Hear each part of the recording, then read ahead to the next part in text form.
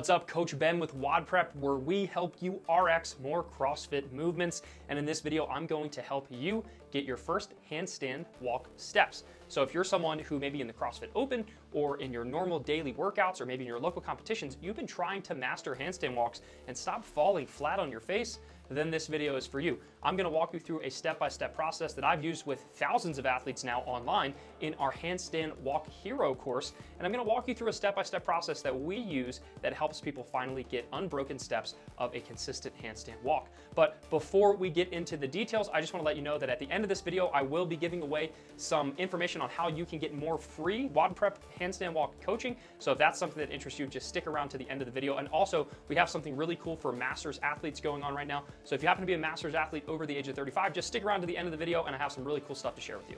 So before we start actually kicking upside down and practicing this whole walking on our hands thing, let's remember that it's really important that we work on the prerequisites before diving into actually walking on our hands.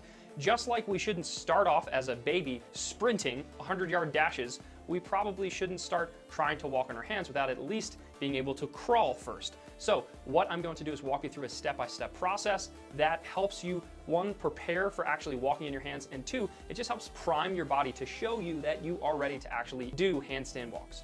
Because the last thing that we want to happen to you is for you to fall flat on your face. We don't want you to end up in a CrossFit Fails video where you're just splatting to your face and rolling on the floor in agony. We don't want that. We're gonna teach you a nice, safe, and effective way to go about learning handstand walks.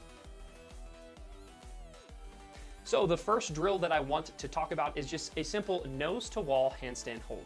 So rather than kicking up into a normal handstand push-up position, we're actually gonna flip ourselves around. I want you to do a wall walk so that your nose and your toes are touching the wall. I also want you to flex your core so that we can maintain a nice hollow body position. My hands are a few inches or several centimeters for everyone who's not using the odd American standard of measurement.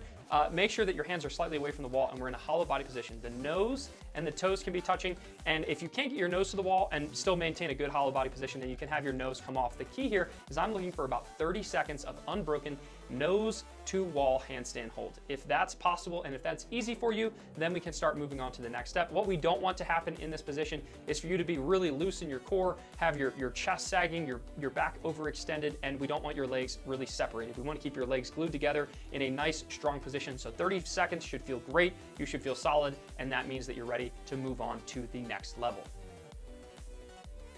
Okay, level 2 in today's handstand walk progression to help you get your first steps is something that we call a handstand rock. So what we're going to do, we're going to be in pretty much the same exact position that you were just in for the nose to wall handstand hold, except this time you're going to bump your hands out a little bit farther from the wall. Then in this position, I'm going to actively rock back and forth. What we're trying to do is we're trying to help our hands and our wrists understand what it feels like to experience different balance points. So I'm literally bending only at and flexing and moving only at the shoulders. I'm moving my head in and out away from the wall. You can see our beautiful model and coach and WODprep athlete and basically do-it-all WODprepper Shona is demonstrating a great handstand rock, and she's moving in and out of this position, and she's focusing on flexing at the hands, and she's only moving at the shoulder. We need to remember that the entire time we're doing this, we're trying to keep a controlled hollow body position with our feet together, our glutes squeezed nice and tight, our core squeezed nice and tight, and what you're going to experience is you'll feel as your toes kind of slide down the wall and you drift your body forward so that your hands are in more flexion, what you're gonna feel is you'll start to feel that balance point. When we're walking on our feet, we'll notice that we have different levels of balance, whether we're forward, whether we're back. Well, the same thing exists when we're walking on our hands. We need to understand and feel what it's like to shift weight forward and backward on our hands. And that's what we wanna do here. So you should be able to do 10 to 15 reps of this, smooth and controlled. It'll probably last a little over 30 seconds, and that's why it's level 2, and it's one level up from just that 30-second nose to wall hold. So try to make yourself look as close to Shona as possible, and then you can move on to level 3. Another reason why I really love this drill is because it's a great prep for your shoulders. Moving in and out of that position with a nice solid core is a great way to open up our shoulders. In fact, this can serve as a great shoulder opener if you're doing overhead walking lunges or jerks or overhead squats. It's a great shoulder opener in general, but it's also fantastic to help us prep for the handstand walk. Sorry for the interruption, but I have someone here to give you a special message. Alfred would like for you to hit the subscribe button down there. Isn't that right?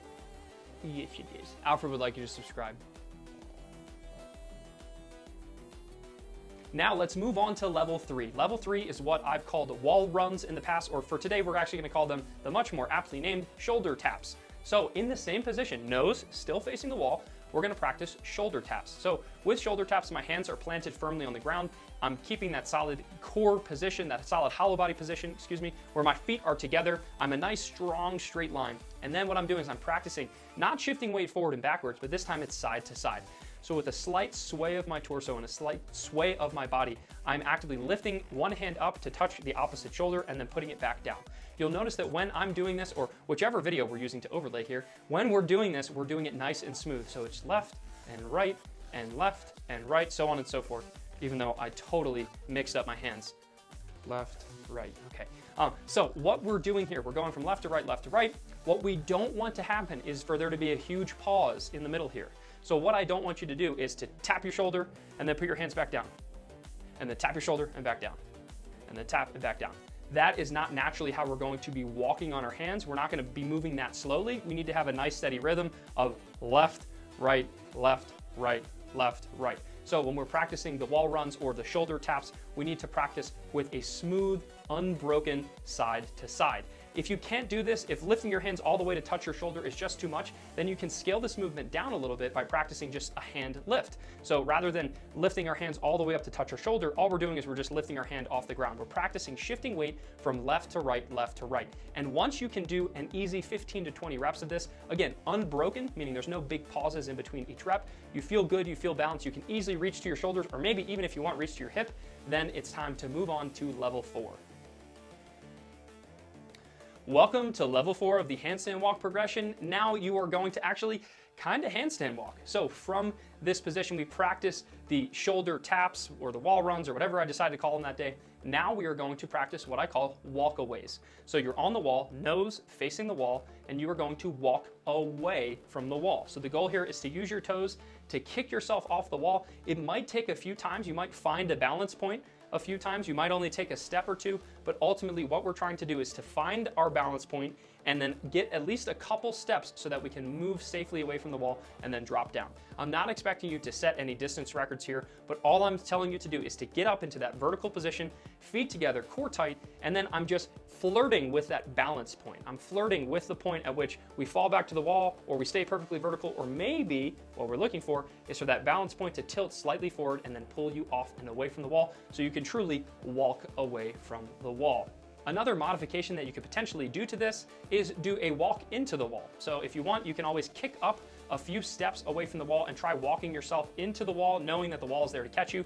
But realistically, I like this next drill even more. So once you practice level 4, maybe you didn't get away from the wall, that's totally fine. Level 5 is pretty much the same level as level 4. Don't ask me why, I just think they're about the same level of skill and proficiency. But let's talk about level 5, which is my absolute favorite. Level 5 is here. Let's talk about it. It is called the assisted handstand walk. So just like when we're practicing ring muscle ups or pull-ups, I like having a little bit of assistance. Having a spotter and having someone guide you through the movement with a little bit of a safety net is really important, and handstand walks is one of my favorite things to have a spotter for. So here is the traditional way of doing an assisted handstand walk, and it's wrong. There are many reasons why this version is wrong. Number 1, the person doing the handstand walking can fall flat on their face and get hurt, because just sticking your arm out and trying to prevent someone from kicking through it, chances are it's not going to work. If they kick up with any bit of out of control, then they're going to blow right through your hand. Next, another problem is that the person doing the spotting, oftentimes the coach, gets kicked at best in the face, at worst somewhere else. And it's happened to me several times before I learned how to actually do this drill properly. Introducing the PVC pipe. So rather than just using our arms, which is a very lazy, cheap way of trying to spot someone with handstand walks, use a PVC pipe.